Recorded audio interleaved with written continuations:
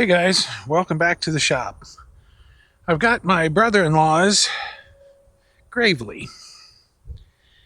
Now, this is a Sherman tank of a mower. It is built like a brick outhouse. And there's just been one consistent problem that keeps coming up, and that's this Kawasaki engine. Now, a lot of people think the Kawasaki is one of the best motors they put on a lawnmower, and in many ways that's true. But these things tend to collapse push rods. For whatever reason, the valves, I assume they overheat. And his especially, because, I mean, look at this. I don't know if you can see in here, but it is absolutely packed full of junk. He has a Christmas tree farm, and these pine needles and other things like that get sucked up in the motor. The motor gets hot, and I assume that's what's causing the valve to stick, because that's what causes it in Briggs and everything else. And this thing just keeps murdering push rods when the valves get stuck. And of course, when it cools off, the valve's moving again, so you can't really find anything wrong with it. But it's pretty obvious that's the problem. Well, anyway, moving right along, he said that they were mowing with it. Well, it wasn't him, it was his son, was mowing with it, and the mower popped a couple of times and died while they were mowing. And then he said he turned it over, I assume with the key, and it was making a clicking sound. Well, we're not going to turn it over with the key. I'm going to pull this guard off of here and turn it by hand first, because the last thing I want to do is make it infinitely worse, whatever's wrong with it. So I'm going to turn it by hand first, make sure it's not catching on anything, see if I can identify that noise. Because it's a Kawasaki, and because it's this Kawasaki in particular also, I'm going to pull the valve covers. If I can figure out which side is making the clicking noise, I'll just pull that one. And of course, we need to take this cover off and see if it's completely full of pine needles again, because it probably is. I don't think the camera's doing this justice. This is absolutely packed full of pine needles. They're just everywhere.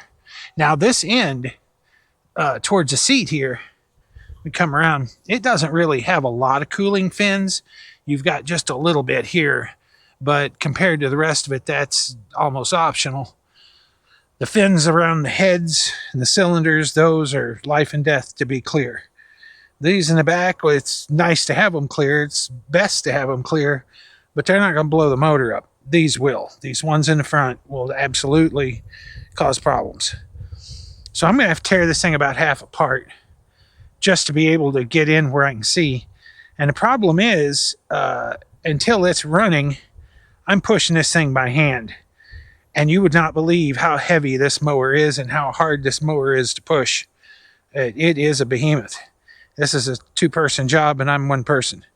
So let me see if I can find a way to move this into the spot here. I wish it was in the shop, but I don't know without it running that I would want to try and put it in there, because it'd take 3 men and an ape to even budge this thing up those ramps. So what I'll probably do, I've got this Vivor, I guess is how it's pronounced, awning up here on my shed. And I can crank that baby out and get a little shade. It's supposed to be 90 some degrees today. I'm going to have to move the propane powered golf cart project a little and put it in its place, because it's just too hot to be out in the sun working on this.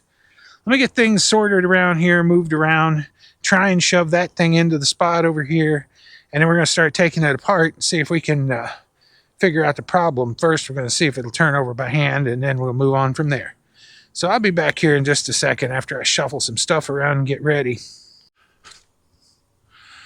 All right, I got the mower moved to a shadier spot. Let's get this.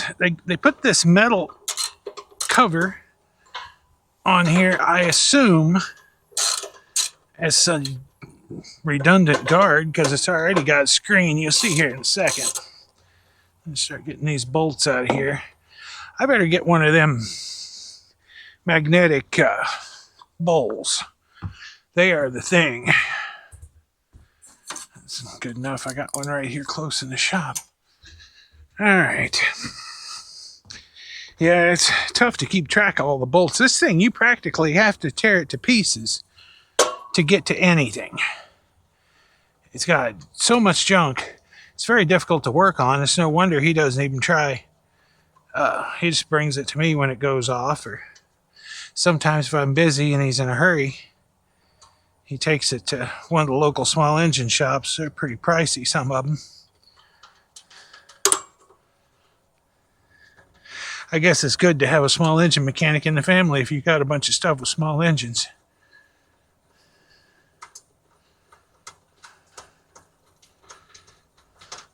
I probably should have turned on my compressor and used my air tools.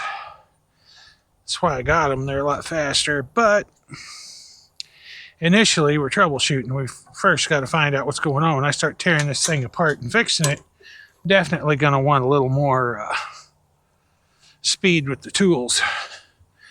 All right, I'm going to set this cover and the magnetic bowl over here on the deck out of the way. Let's see what this engine feels like.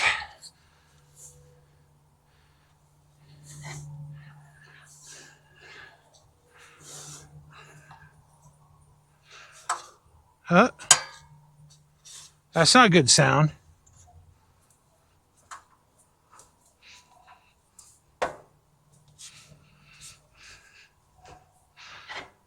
Oh, felt something there. That's not good either.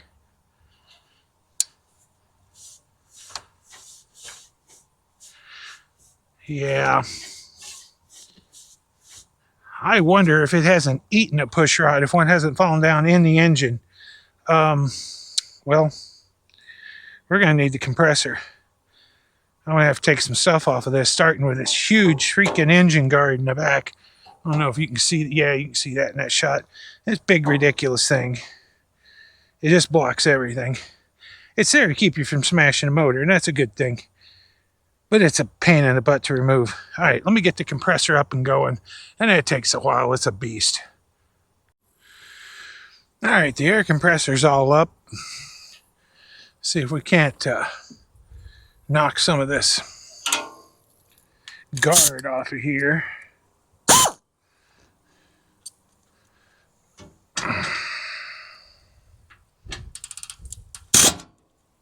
That's stuck.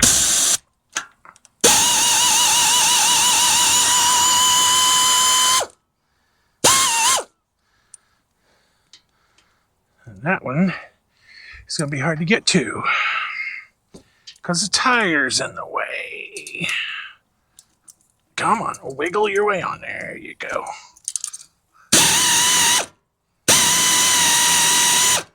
That's enough. There goes the socket.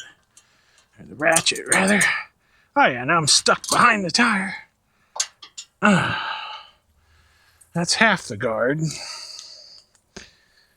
This big monstrosity has to come off every time.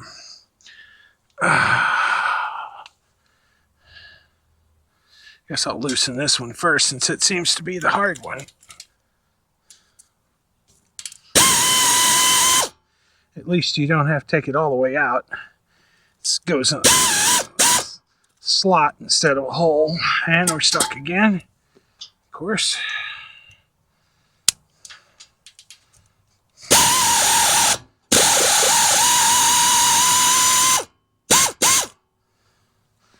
All right.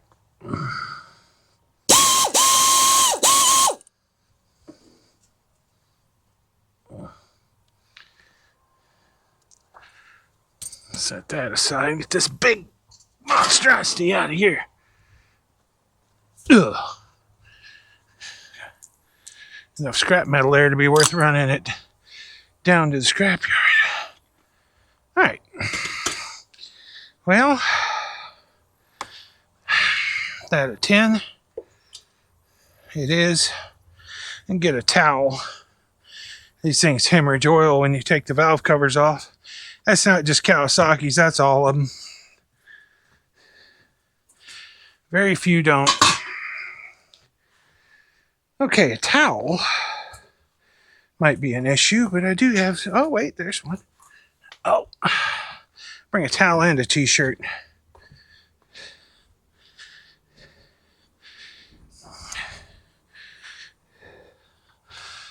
If you're working on these things and you see a free box full of old clothes, if any of them are cotton, grab them. Because you don't want to ruin your good shop towels before their time when you're doing something you know is going to make a mess. Go ahead and get something you can throw away. Actually, that's probably a lie because I haven't thrown many of these away at all. I just keep using them until they're way gone, and I have some time before these are way gone. I couldn't tell which side had the problem, but I think it's this side. It seemed like this side, but you couldn't, make a certain determination here, just a maybe. There's a freaking pine needle. I just wonder if I shouldn't pull this cover. Because I gotta tell you, this cover is probably full of crap. Let me move that up a little bit and see where it's facing. Yeah, it's pretty good. Alright. Let me go ahead and get the valve cover off for the time being. If it looks like I'm going to have to pull this cover, I'm going to put this valve cover back on to keep the larger bits out of the engine. But for right now, I'd like to know why it quit. I'm hoping it ain't got a throwed rod or something really serious. I don't think it does. I made a full revolution. Of course, if the rod's well and truly, the connecting rod is well and truly disconnected, and in bits in the pan, sometimes you can turn them all the way around and not really realize there's a big problem. And it was making some sounds, and they were not the good sounds. They were the bad sounds. Yeah. They really didn't make this thing to work on. It seems like every part of it is designed to be in the way. I can't say that about a Briggs and Scrap'em. Briggs and Strattons aren't near as bad for that. Maybe the intake manifolds, they're pretty bad. Well, let's see. We got an intact push rod. Intact push rod. There ain't nothing wrong over here, really. Let me turn this over. Watch them. See what happens. Could be there's a valve stuck in, maybe. That one's moving. Good sign. Oh, this one moving. Good sign. Okay. That's all good. Check the other side.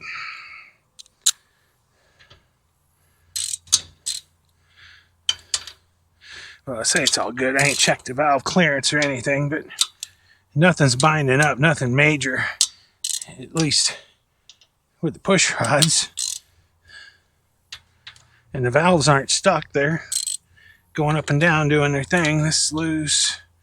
Yeah, that's still not really.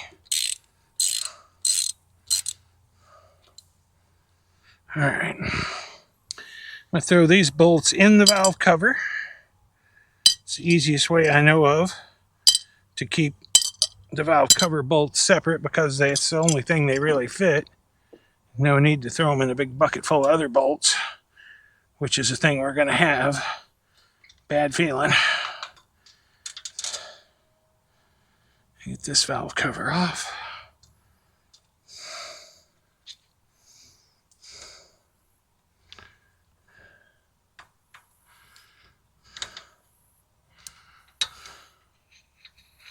Well, there it is.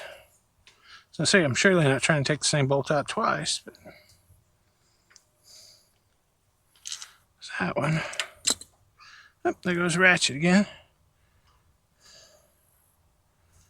All right. That's all them. They're all the same size, so you can mix them up. Valve cover gasket, nice. We got both push rods so far.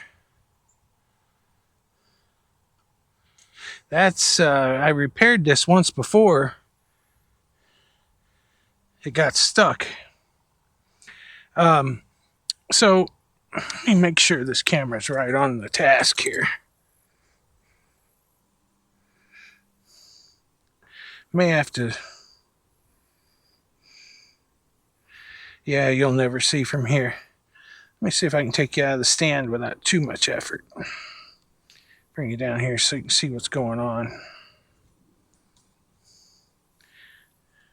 Last time I worked on this, it was the head that I just pulled the cover off of. The valve cover off of. And so here's what happened. It had collapsed this push rod.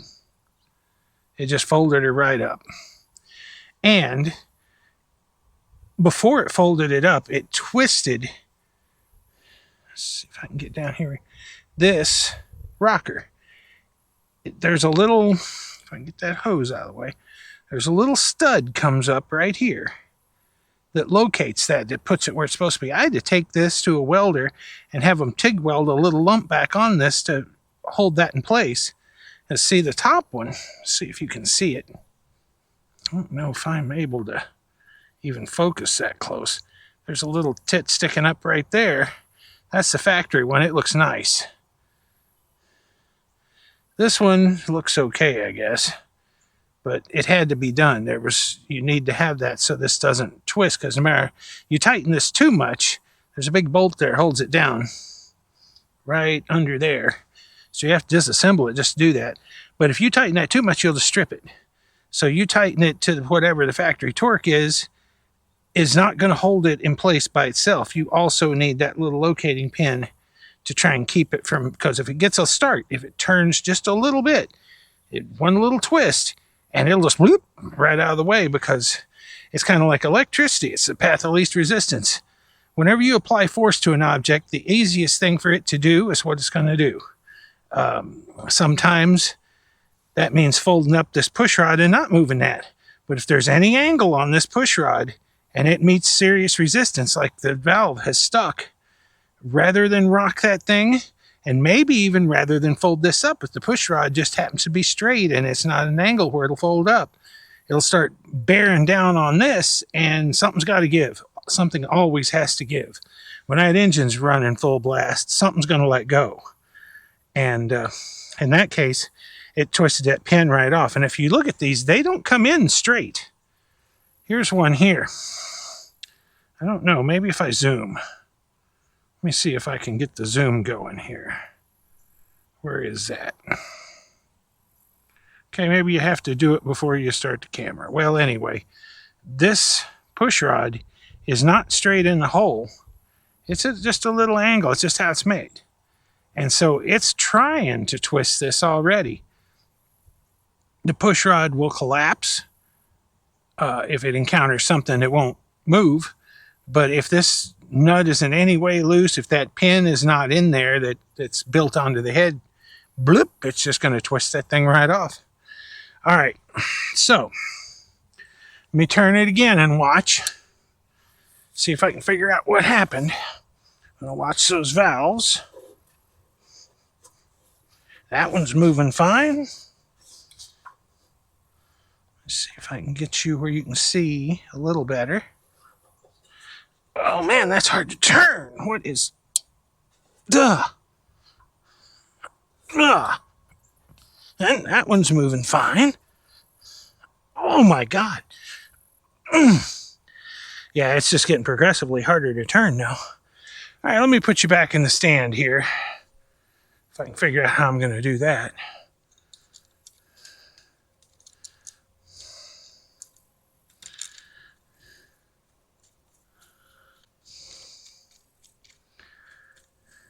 I'm going to turn on that engine a little more. Something's not right with that binding. Like that is really hard to turn. Is that the compression stroke on the other side?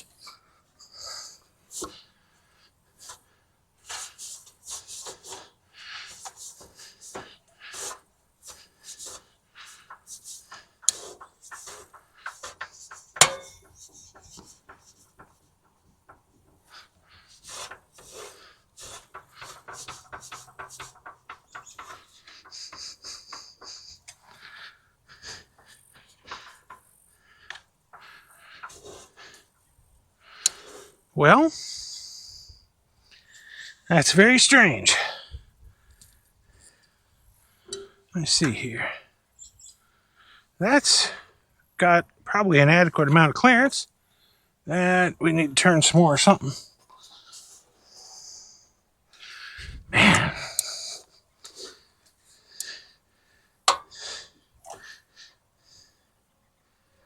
That's still tight.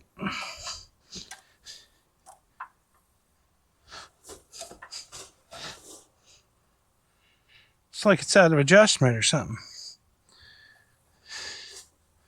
Okay, that's opening.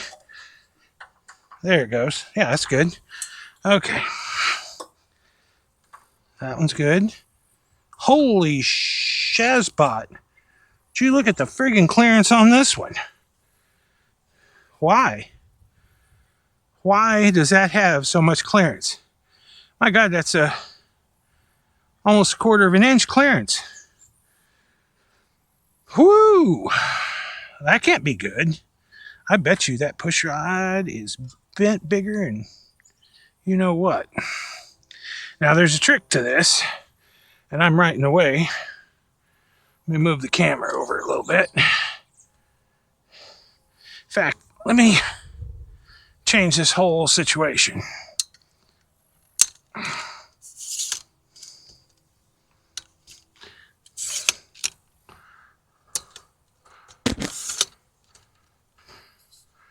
There we go.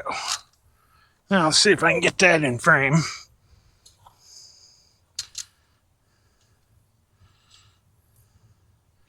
Okay.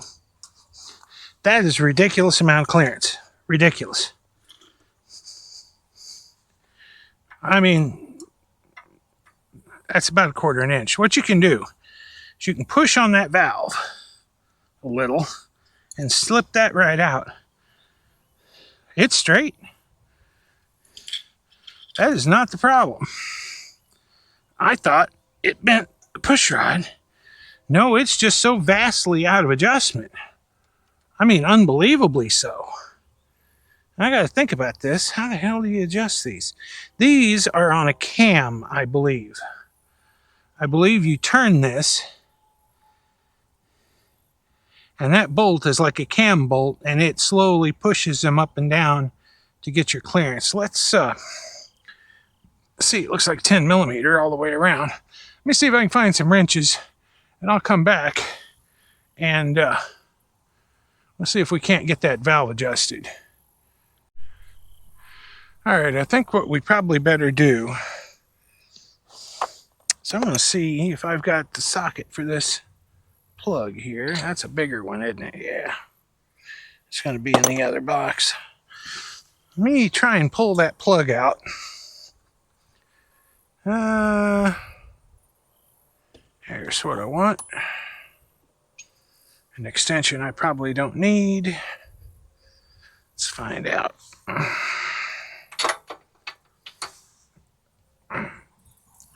Crack that plug out of there. We're doing two things here. It occurs to me, it may not be out of adjustment. It may be that wrong way. It may be that the valve is, if it's got a valve seat, a separate valve seat, it may be that seat, it's gotten hot and pushed that seat in a little ways, and now the valve is not shutting all the way. It could also be that the insert, there's a steel insert in that aluminum head that the valve seats against. They do that because unleaded gasoline, well, because aluminum anyway, aluminum couldn't take that. But in the old cast iron heads, they have to put a hardened steel seat in them because of unleaded gasoline. But anyway, that hardened seat may have come loose and decided to go cattywampus in the hole. And the way you check a thing like that is you check for compression. You also look and see if there's any damage to the spark plug in case it snaps something off in there. I don't see anything wrong with that spark plug other than it looks like it's time for another one. All right. And I think while I'm here, I'm going to pull the other spark plug just to make this easier to turn by hand. And then what I should do is get my compression tester on it be the easy way. And then what we do is we crank it over and see if that valve is sealing, because it very well may be that it's not just out of adjustment. It may be that that valve has pushed the seat, or the valve, not seat, but guide, the valve guide in, and it's not getting all the way back down. Not closing. This valve, spark plug, has stalactites growing on it, kind of like my old Ford truck did. All right. Yeah, those both need replaced, honestly. Okay. Now we're going to see if we can get this thing to crank. The issue being, if memory serves, you almost got to be in the seat to crank it. I don't want it to start. I've got the spark plugs off. I just want it to turn over. Let's see. Move this. Give her a twist. See what happens. Not a thing. Parking brake's on. But nothing. Okay. The deck is off. What else do I need to do? Do you actually have to sit in the seat? What a bunch of BS. I bet you do. Let's see if I can trick it.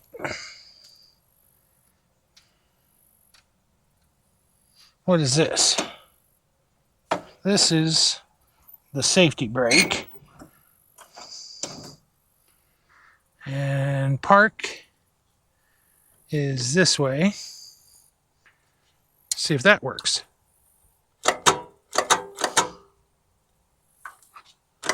Battery's dead as a mackerel. Great. Great. Okay, we're going to have to charge the battery. All right, we got the battery hot enough. I felt for compression. I cranked it. Let me show you how you do that. Not that, this ain't the compression tester. This is the redneck. This is how you do it when you're in a hurry. I put a finger in the spark plug hole. I crank it. And I feel it sucking on my finger. I don't feel it blowing because this valve.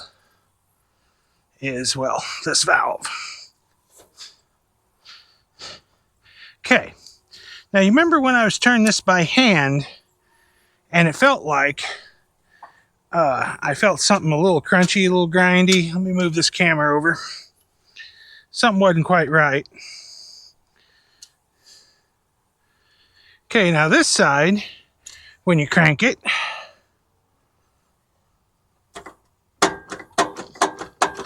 and now it ain't turning at all. Probably because that battery is an inch from death.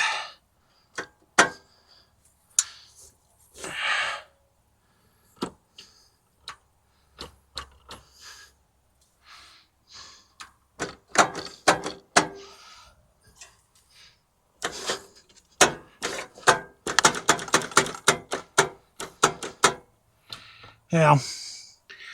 So I cranked it on this side over here. And nothing. So then I stuck this long pointy tool down the spark plug hole. And I am not bottoming on the hole. I'm hitting something in the back. That's the piston. And so with my tool against that, I turned the engine. And as you can see, non-mobile. She has thrown a connecting rod, almost certainly. So somehow this engine has blown up, thrown a rod, without busting a hole in the block. Can it be fixed? Probably. Maybe. Is it worth fixing? It's hard to say. And the reason it's hard to say is we don't know what else got destroyed. What else did it take out when it let go? That's an excellent question. Let me see if there's any oil in it. Is that going to tell us what happened? Huh. It might. Let me mop this off. Put the dipstick in. Now, I've read it both ways. I've read you screw it back in and unscrew it, and I've read you just stick it in and not use the threads too. Here's how much oil it's got. I think I know what happened. It could also be that it's all leaked out, but I ain't got a leaky spot where it was sitting in a yard. I don't see oil anywhere. This is all very dry. So, yeah. Okay. Well, I'm going to have to talk to the customer and see what he wants to do, because just taking it apart to find out how bad the damage is, still not the cheapest thing. All right. Let me talk to the brother-in-law and see what he'd like to do with it. All right. Well, I talked to the brother-in-law, and we've decided to swap the motor out.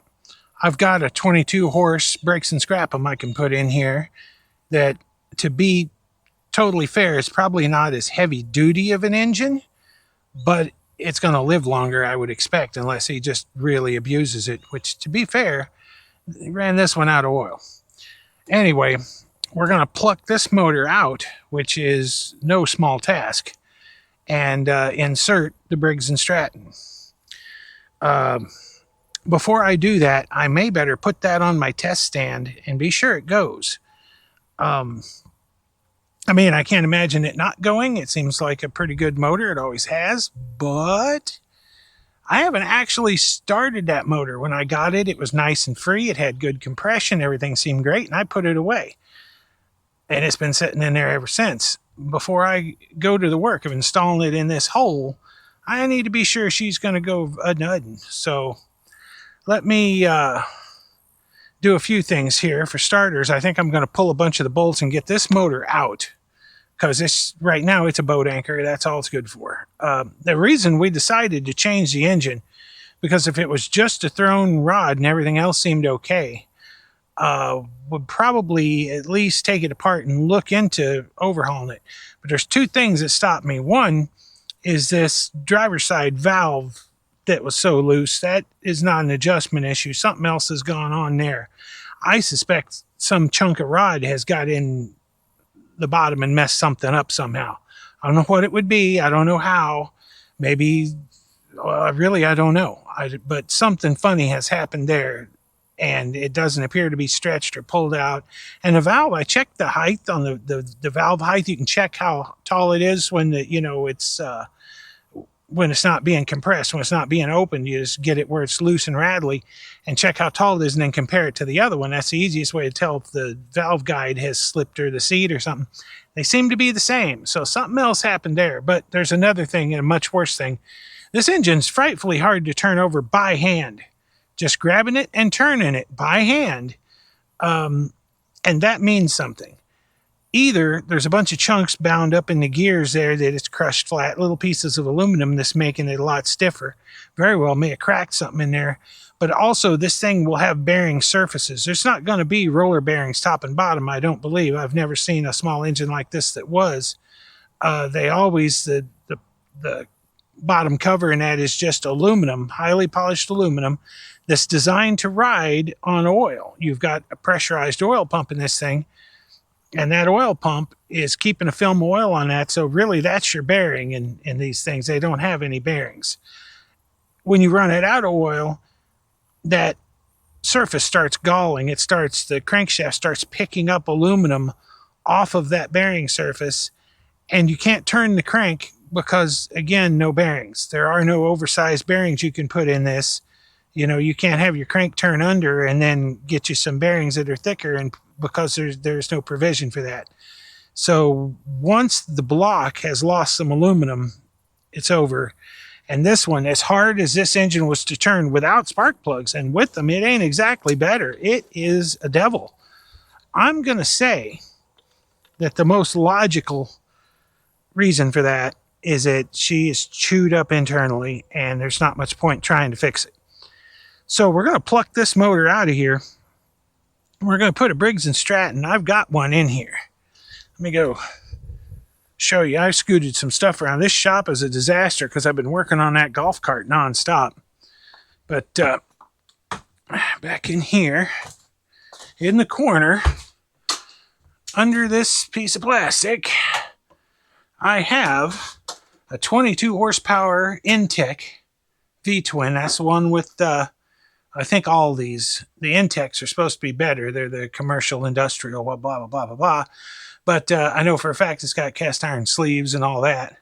Some of these littler motors, sometimes they don't have a cast iron sleeve. Sometimes they're cool bore and they're garbage. If they don't have a steel sleeve in them, a cast iron sleeve, if the piston rings are riding on aluminum, they call that a cool bore. Yeah, it's cool, all right. You show your neighbors how fast you can blow that thing up. All right, I'm going to get set up to start taking, glad I turned the air compressor on, start taking that motor out, and then we'll see if we can get this beast running. Well, this job has taken an unexpected plot twist. Here's what's going on. I was going to put a Briggs & Stratton V-twin in it that I had lying around here. It's sitting right here. I had it apart cleaning it up. And yeah, then I realized there was a problem. I noticed when I pulled this out that this shaft is long. And I checked it against the V-twin shaft I have here, and I've got another one. It's about an inch longer than what I got. So I'm thinking, okay, well, I can probably work with that. But then I run into this other problem. I went to take the pulley off of this thing because it's well and truly stuck. This is the pulley that drives the wheels. It doesn't matter which one I use for what I'm about to show you because it'll explain it entirely. This is the shaft on the 22 horse Briggs & Stratton V-twin. This one's off the Kawasaki. Goes right on with room for another one. It's way bigger. So why is that a problem? Why don't I just use a clutch from one of the Briggs & Strattons? Well, look at the size of this clutch. Whoop. This thing is an absolute beast. And it's an absolute beast because it's doing some real work. That deck is preposterous on that Gravely. And so there we stand. We got a problem. That motor just ain't going to cut it. It would probably have enough power, but the clutch that'll fit on it won't. Now they make a shaft adapter. Well, actually, they're kind of custom made where I could adapt that shaft to this size. I could make it longer and bigger around. But that's probably not the way to go because what ends up happening is you've got hollow shaft out here about, so far. And I'm afraid it would have enough leverage to give it a problem. It's not a good idea. It could be done and it would probably work. But so I contacted the customer since this job took an unexpected plot twist. And I asked him, I said, you want me to just tear into this thing and see if we can salvage it somehow? I don't have a lot of hope about that, but it's possible that it just chucked the connecting rod and didn't internally destroy the engine. I don't see how that could be, but it's possible. I'll give it that. There is the possibility that that's the case. We need to get the oil out of this thing. And that's kind of a problem too. I should have done that while it was on it, but I didn't think we were going to try to fix this. So now I've got to get the oil out of it with it off the engine and with it off the mower with the stupid shaft sticking out. I've got a test stand that I kind of cobbled together, but it's already got a motor on it and it's in the very back of the garage. So here's what we're going to do. I'm going to take this muffler off. Then I'm going to stand this thing up on this piece. It's heavy mostly from the shaft up, so it shouldn't just topple off or anything, but I'm going to stand it up with the shaft dangling off and drain the oil with this. As much as we can get out of it. There's not much in it anyway, but I don't need that leaking all over everything. Once I've done the oil drain, and we're going to rip the bottom off of this, best case, we're going to be putting it together with some new parts. Worst case is this is going to be an autopsy, and we're going to figure out just how bad the patient died. But anyway, let me get you set up in the stand. We're going to jerk this muffler off and start there, I guess. Well, first thing you want to do, these are studs, so we need to make sure we got a little break free on them. Now, well, PB Blaster in this case. I hate these. I hate them because it's so easy to bust them. Let's see, we get this. I guess we use a little socket set. I can dig it out. I'll set it up on my stool. All right, let me find what we need here. It's going to be metric because why wouldn't it be metric? So, ratchet extension. And I would guess 10. No, they're bigger than that.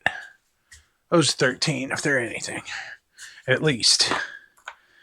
13. Okay, 13. Is this 13? Let's try that. Get that on here. Did I have the good sense to put you in the right spot? Well, close enough. Let's see if that, yeah, it's 13. Oh yeah, that just come right loose like nothing. Now, spoiler alert, I've had these off. I don't know how long it was, 6 months ago, a little more. Had to work on this once before. It folded up a push rod because Kawasaki likes to stick valves in the head and overheat. And of course, it isn't completely Kawasaki's fault because a lot of times it happens because the mouse has decided to move in. It's in the woods. Mows a Christmas tree farm with this. Hits stumps regular, breaks, where they've cut off a Christmas tree. Breaks the spindles regular. This poor mower. It has to work for a living. It isn't like one of them that mows a nice little yard in town every day. This one has to get out of bed and do some work. And of course, the Gravely is a good choice for that. They are really built. There are some really weak points about the Gravely, though. I can't speak for the older ones. They might have been better. But this one has those plastic hydrostatic transmissions. I got to tell you, I'm not a fan of a plastic transmission. I can't, in my head, rationalize what possible reason. I mean, expense? Have you seen what they charge for these? It can't be that. Because who'd notice another $1,000 on the price of a Gravely? Especially a big commercial one like this. Who would really notice that for a metal transmission? So I can't fathom it. My guess is whoever supplies the transmissions for them has switched to plastic, and there you are. You got no choice. I'm going to try and hold this up with my arm because this last bolt.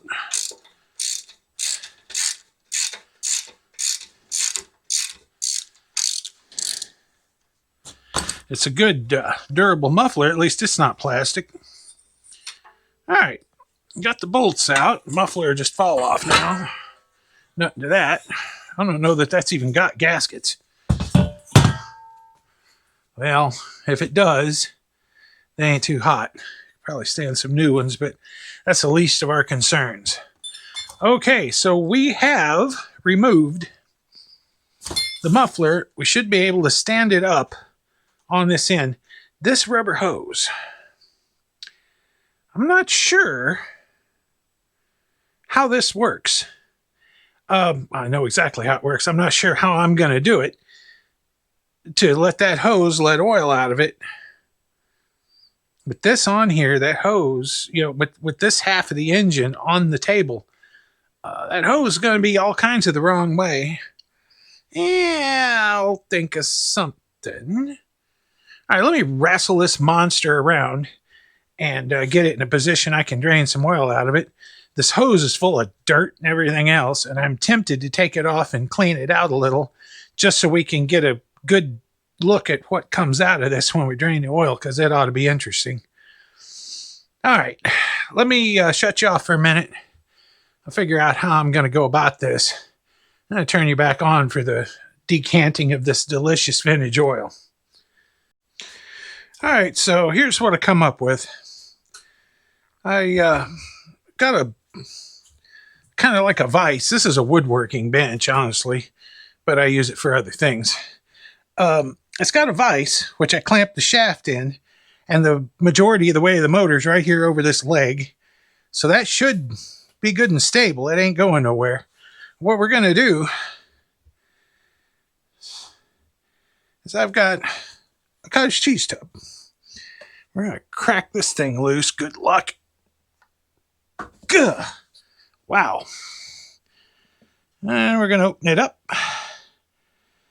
Let's see if any oil actually comes out of it at all. Hello? Yeah? Hello? And some dust. Oh, there comes some oil.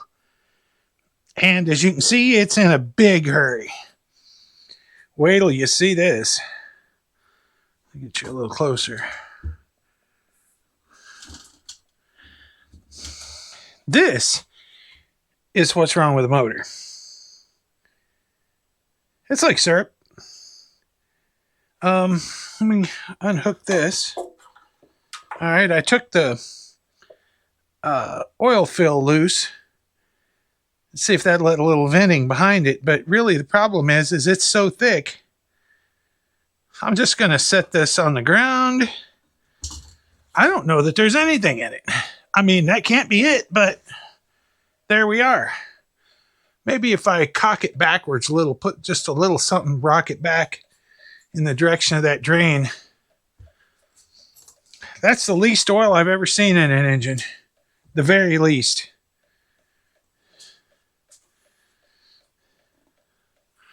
Let me see here. Rock it at all. There. That helped some. There it goes.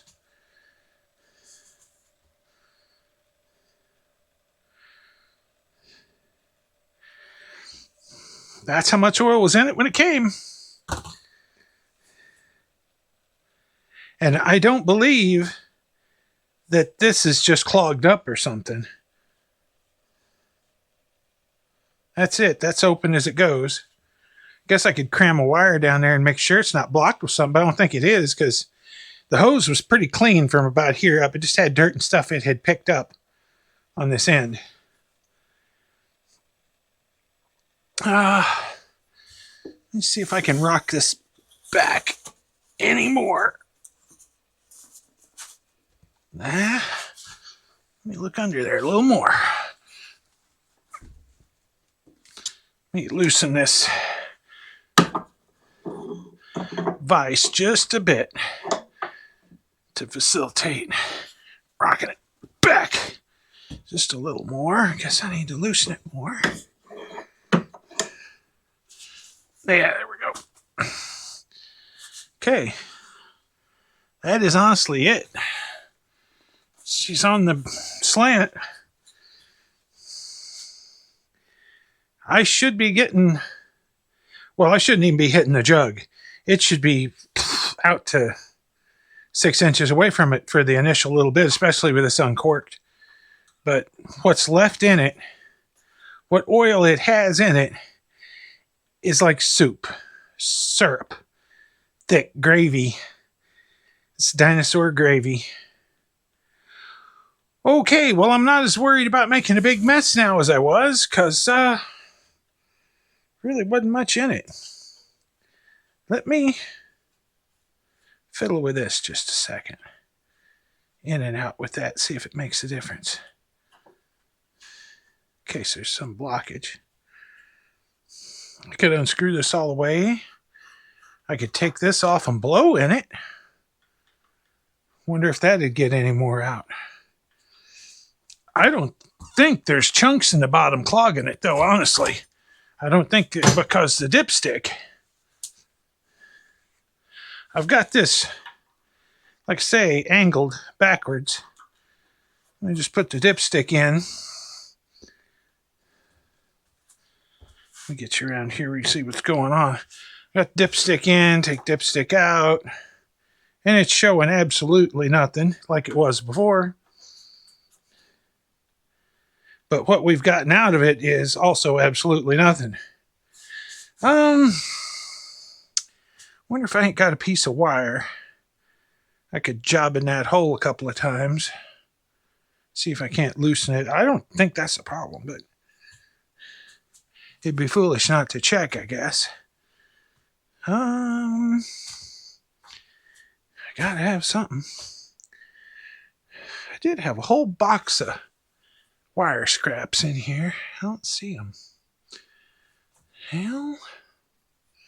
Okay, then. I guess I ain't got nothing. We're going to go with plan B. I'm going to take this dipstick out.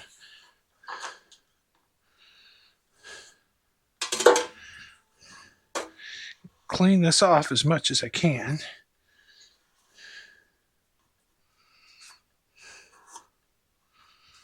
Get another clean piece and do it all over again. Try to be as sure as I can here.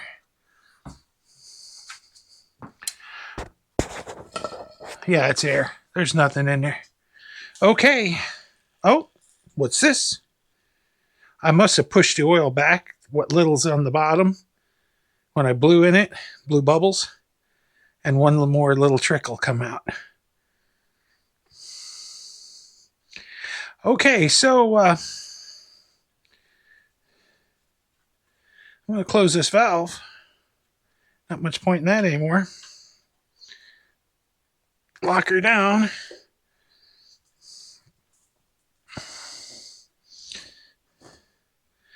I need to stuff something in that. I don't think I got anything that'll fit it snug, but it'd be nice to block that. Well, for the time being, I'm going to find something in the trash can here, plastic baggie or something. Yeah, here we go.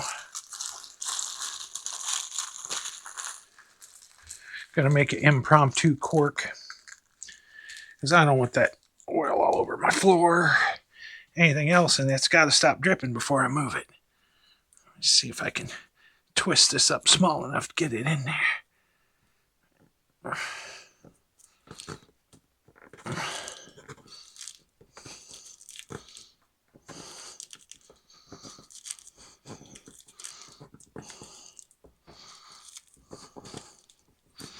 Getting closer. Want that in there pretty good.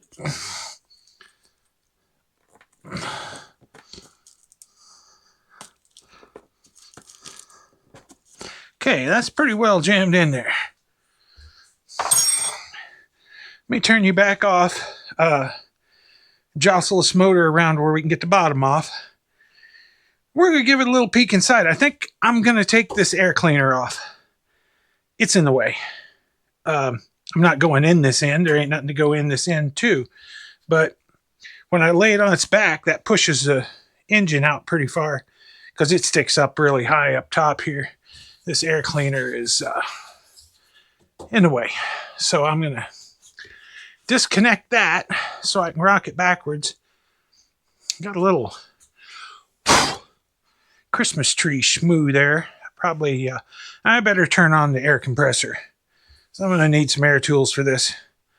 All right, I'll stop you now and bring you back here in just a minute.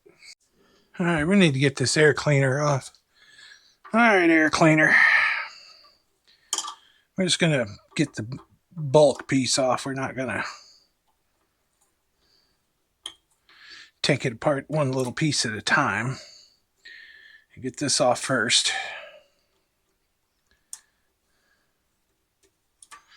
All right, that clamp should be, I hope, loose enough. No. I want to put that clamp up the hose a ways. I don't want it getting misplaced. There it goes. Put him up here. And run the clamp down a ways so it won't fall off. I'm not going to clamp it down, just enough. Yeah. That's good. All right, we got to get this hose. I've had this off not long ago because I had to take the whole cover and everything off to do that push rod. There we are. Okay, that is got. Now, easiest way to go is just this one bracket right here. I don't have to take all the bolts out, just these two top ones, I believe. Should be everything I need. Could be wrong. Let me look. No, I'm wrong. I don't know that I want to do it that way. Oh, no, I got to do it that way. Never mind. I didn't want to. I'm going to take these out. This is kind of stupid. I do have to take it apart a lot more than I thought. I can't get to these bolts with the air cleaner in the way. I was just going to unbolt it from the... I wonder if it wouldn't be smarter to just take the whole top air cleaner and all off. I think it might be. I think we might do it that way. Yeah, let's just take this... Oh, then we got to take this other piece off. I don't want to disassemble this thing any more than I have to, mostly because it very well may be a basket case. Well,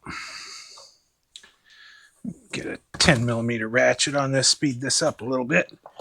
I did have an extension, but I know where that's at too. Right here. Yep. That extension on here, the 10 millimeter. Speed this up some. Wait a minute. What's the matter with me?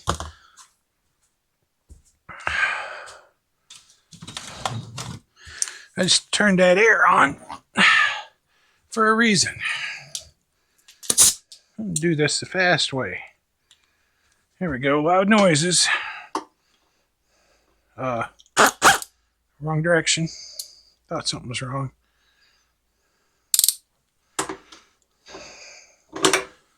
Yeah.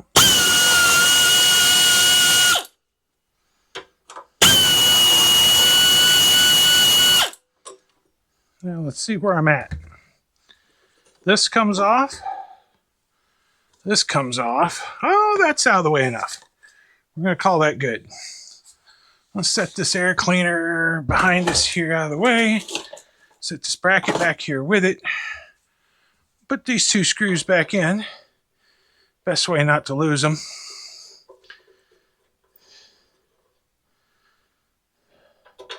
I gotta tell you, air tools really do speed things up. Of course, that one's going to be stiff.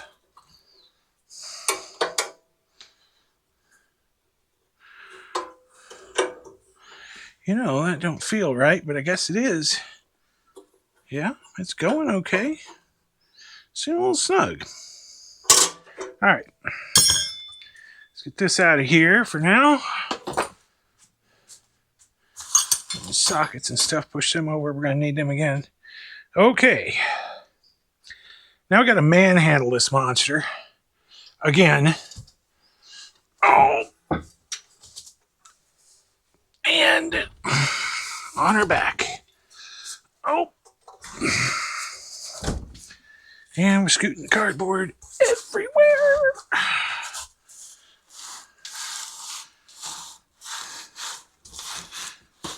Okay. Now, block of wood. So what we're going to do is I'm going to cock this backwards a little.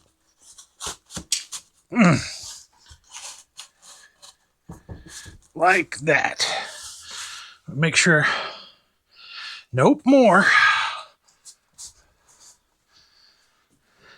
There. I have to get it out of the way of this bottom plate so I can get the bottom plate off. Now we're going to need the impact. Probably a 13. Let me see here what I got. Small impact. Well, you bet I need the 1/2 inch for that. We'll try the 3/8. And then we want the metric. Of course, is buried.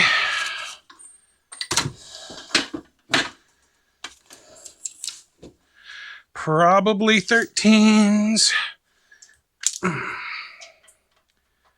Loose. So 12. Do I have 12? I bet my whole life on it. I do. There's 12. All right, some air.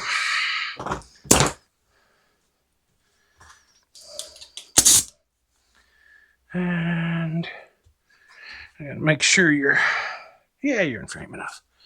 All right, let's see if we can get these off of here. Again, we're gonna have loud noises. It's in reverse. Yeah, we're gonna need the 1/2 inch for that.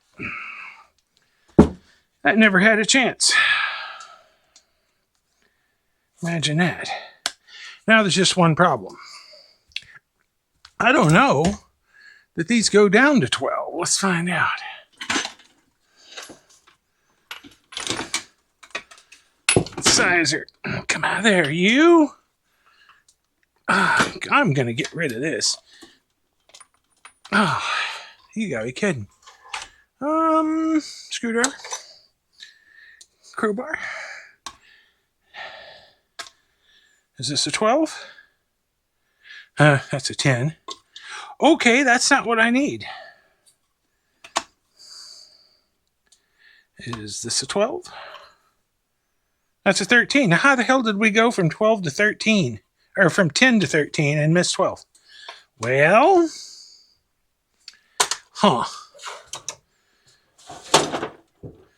Are you a 12? You're a 14.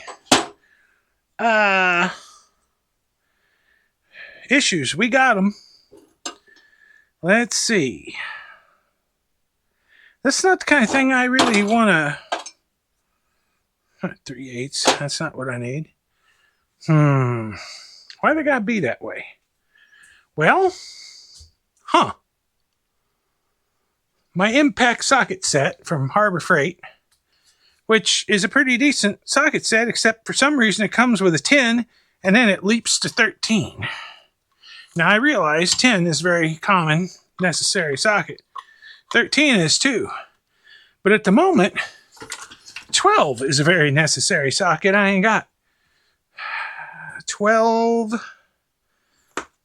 6-point.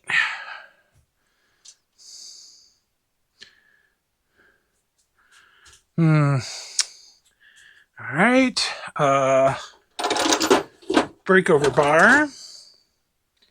Now I need an adaptator.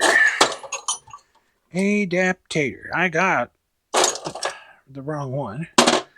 I need 1/2 inch to 3/8, and I know I have it, but I don't know where I have it.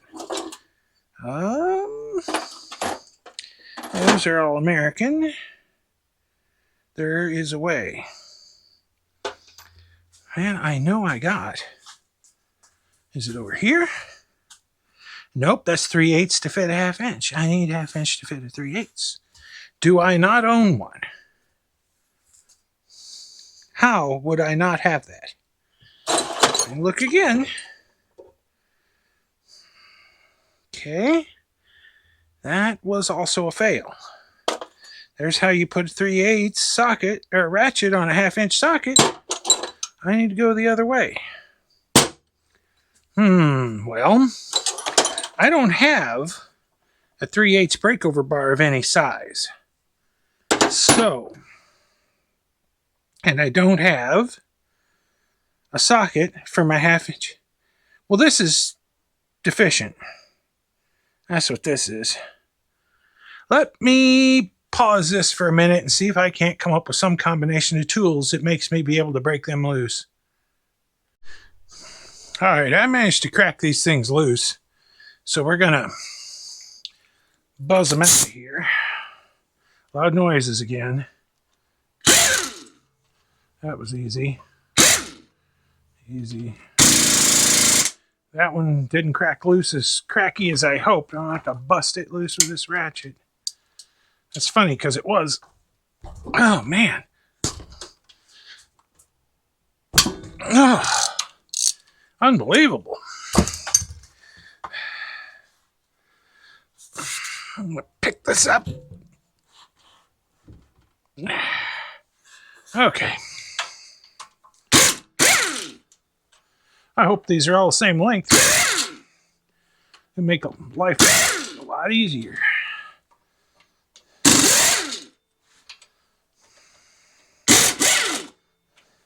If you're wondering why I'm cocking this backwards, I don't know if I mentioned it. Just keep whatever dregs of oil that's in here. And even so, I'm going to put a towel there. Close that drawer. Oh, let's get this towel. Probably fold it in half. Put it right there. This t-shirt. Put it there too. This is going to be nasty. I only start checking these bolts. Those are the same. Those are the same. Same, boy, we're hitting the lottery here so far. Same. Same. There's only one left. Oh, yeah. All the same. Here's a funny thing. Anything here reach out and grab you? Anything seem, I don't know, different? Like these two black ones that I believe have been very hot. All right. Well, gonna need a smacker. Got a rubber one. And I'll get tap hammer here just in case. Tappy is always ready for a small job. And I got a hard mallet over here. I think we might try to start with the hard mallet. I'll set the backup hammers down. Okay, right there's the spot.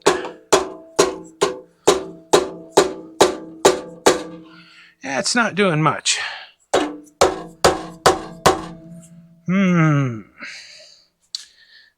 Okay. That's funny, is this little feller here is a dead blow hammer too. I mean, how dead can the blow be with a tiny little hammer like that? But there, she cracked loose a little.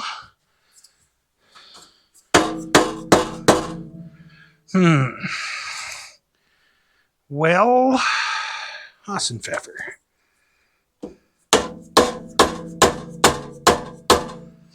Okay, it's cracking loose slowly.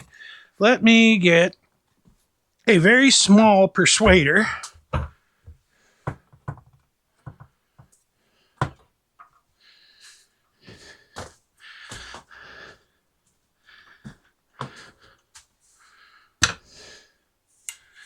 All right, and by very small, I mean the biggest one I got. I'm just going to give it a little. Yeah, that's doing it. Just a little. Yeah. Okay, and I see it's separating down here good. No need to crowbar on that. Let's see if this comes out any. I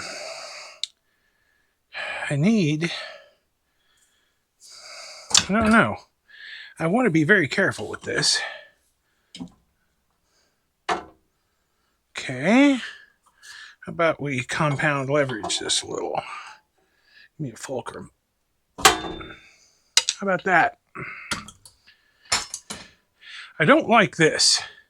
It's got the governor in the bottom plate, which ordinarily is not that big a problem, but in this case, what am I bringing out with me? The camshaft? Of course I am. There she goes. Okay, that's a bad sign. So, like I said earlier, I knew this had blown a valve, or not a valve, what am I thinking? Camshafts broke completely in half, for starters. The rod is in chunks. A lot of it's down here in the bottom. Lots of rod. Sheared off right there. Let's see if I can bring in where you can see. Crankshaft broke right in half. Here's half of it. Here's the other half. Rod is kind of broke. It's not looking good. Let me set this piece down and try to collect some of this oil that, even though I tried to drain it, I didn't get it all, of course.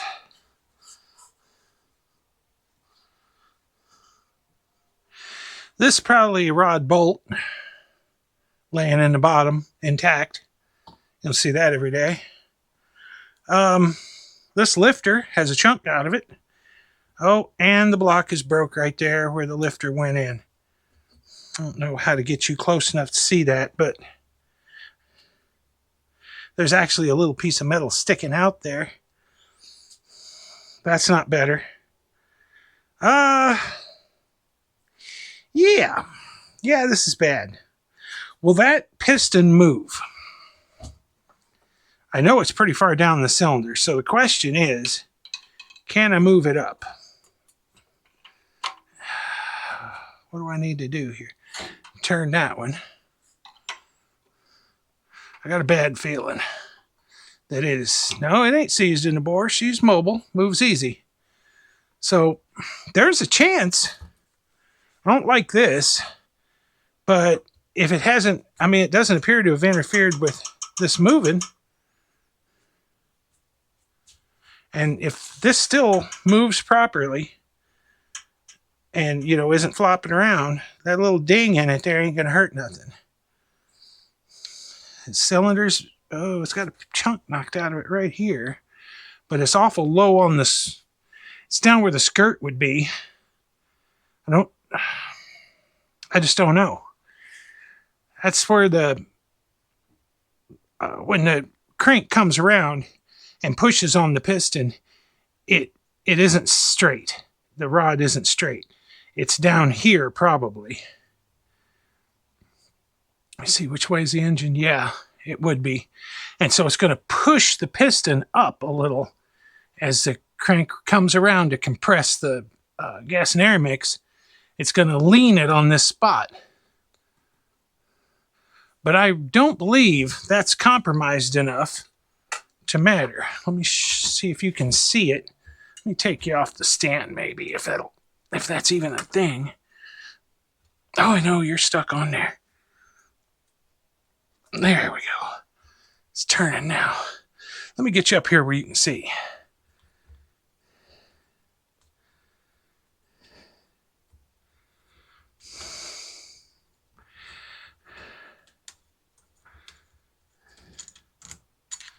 All right. Now, if you look at the top of that cylinder right there, she's got a little chip knocked out of her. It ain't a very big chip. Dime-sized, and it ain't a whole dime. It's like the edge of a dime. Just a little arc of a dime. I don't know. I have not seen anything yet that has ended it. It doesn't mean it ain't ended at all. But I haven't seen anything that has made me believe this is not salvageable. All right, let me put you back in the stand. We're going to clean up some of this oil, which, thank God, I put the cardboard down and the towels down, and more of that come out than I thought. But that's all. I mean, that's what's left in there. A little dribble of oil paste. Let me put you back in the stand. I'm going to clean up some of this, get some pieces, parts picked up, and then we'll start taking it apart, I guess, because it can't be fixed without that. It has to be taken apart. Now that I've got the base off,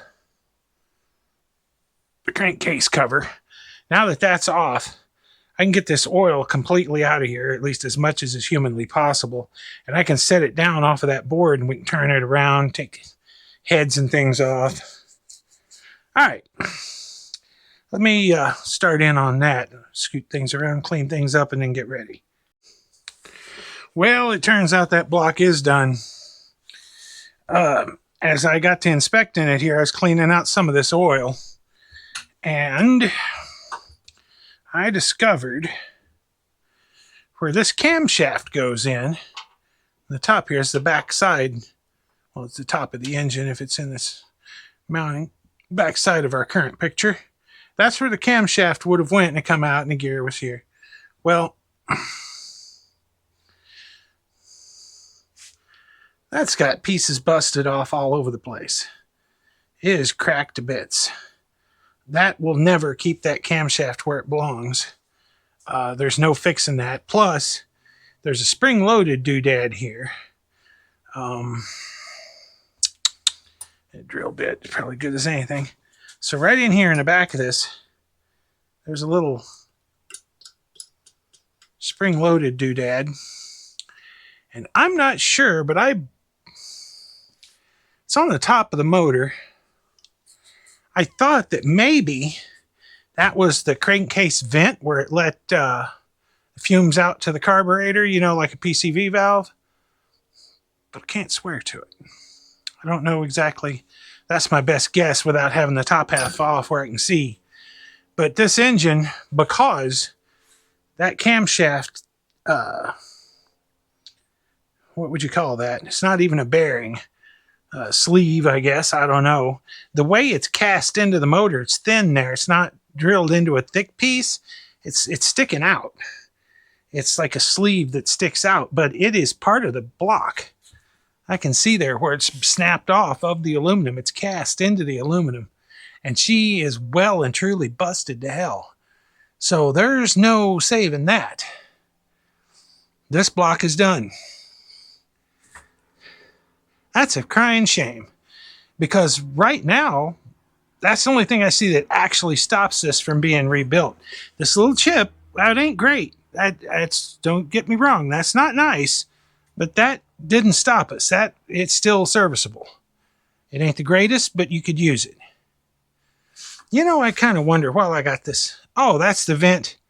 I wondered what this tube was sticking out here. I thought, man, something else is broke off down there. There's a little tube right there. But no, that is what supplies vacuum to the fuel pump. There's a little hose right here that comes down and goes to that tube, and there's your fuel pump right there. So that supplies the pulse, they call it. Well, made in USA, it says, with all that metric bolts. I'm afraid I'm going to have to throw the bullshit flag on that play. Well, anyway, I guess it was assembled in the U.S. out of parts probably from China. Whatever the case, they went metric. Well, there ain't much I can do about this one. I'm going to have to get back in touch with the brother-in-law and see if he'd like to melt this down and sell the ingot for $5 or what. I mean, there ain't much I can do with that. I can't fix it. And the motor I got, it would be a Herculean effort to drop that baby in there. Okay. Let me get in contact with my brother-in-law. We'll see what he says to. Okay, guys. Guess what? Yet another plot twist. We're going to end up going with that shaft adapter. I have found one that actually has a little piece of shaft on it, which will keep it from doing what I was worried about. It'll actually be well supported. So that's going to have to be the next video. This video is getting too long. But so basically, when it gets here, I'll show you where it came from, how it goes on, how it looks when it's on, you know, give you an idea what you're getting into, because I can't be the only person who's ever went looking for an engine for this thing and discovered they cost between $2,000 and $2,500. That's outrageous. And there's no reason that 22 horse motor I got in there won't pull this. The motor come off of it is, depending on where you look, it's either 2,000 or I mean, it's either 20 or 22 horsepower. So one side said one thing, one side said the other. I think it's probably 22. But whatever the case, the engine I got will power it. The problem is making all the parts fit. And this shaft adapter I found, will you see when it gets here, it'll make the parts fit. But that's going to have to be the next video. I want to thank you all for watching. I hope you like the video. Like and subscribe would be great, but, you know, that's up to you. But every little bit helps. So I'm going to wrap this up, and we're going to wait for that part to get here, and then we'll start on part 2 and start throwing this baby back together with a Briggs & Stratton that was never intended to go in it, but it'll work just fine. Thanks for watching, guys.